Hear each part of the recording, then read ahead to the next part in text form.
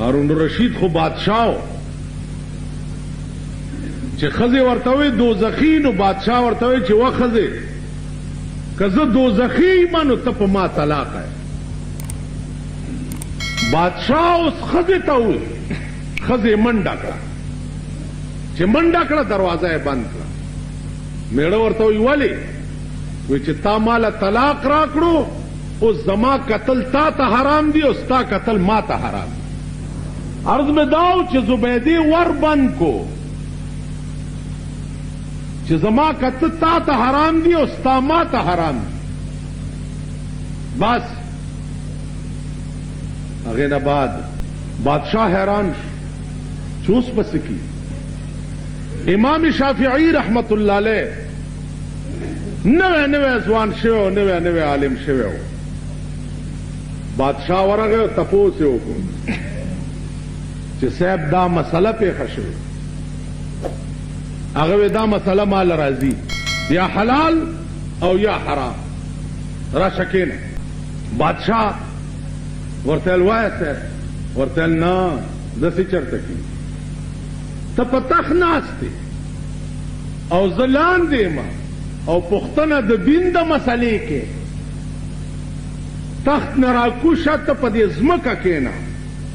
او زه به په دې تخت کېنم بیا تپوس وکړه او زه به درته جواب درکړم هارون الرشید را پاسېدو د تخت نه راغی په ځمکه کېناست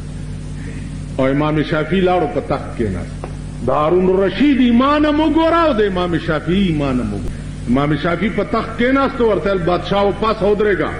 وایه اوس تپوس کوه وی دغسې چل شوی ښځې راته دا ویلي دوزخي او مال که زه دوزخي یم ته دې په ما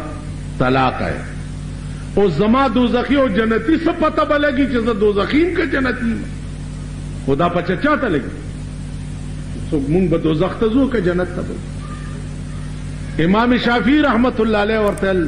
ویل دا مسله مال راځي 300 کرتې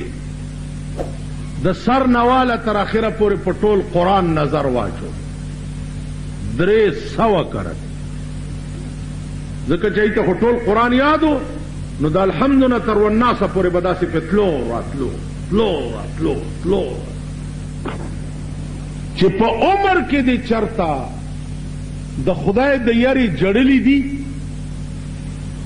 په عمر کې هارون الرشید ورته په خدای مې دې قسمی چې زه هره شپه نیمه شپه کې را پاسم او خدای ته چې په سجده پروت یم او جاړم نو چې مخ راوچت کم لاندې د اوښو د اوبو ډنډ ولاړ هره شپه امام شافعي ورته مبارک شه د پیغمبر حدیث میں پیدا کو چې د کمې سترګې نه اوښه دومره راوځي چې د مخ ته راشي د مخ قدرې ته به د سترګې نه راتوی شي او د مخ ته راشي یو اوښه نو په قیامت کې به رسول الله وایي چې دا سړی خدای دوزخ ته نه پرېږدي او په دې سترګې به عمر له دوزخ حرام نو د پیغمبر د دې حدیث مطابق ما فتوا درکړه چې ورشه په تا ښځه طلاق نه ده ځکه چې ته جنتي یې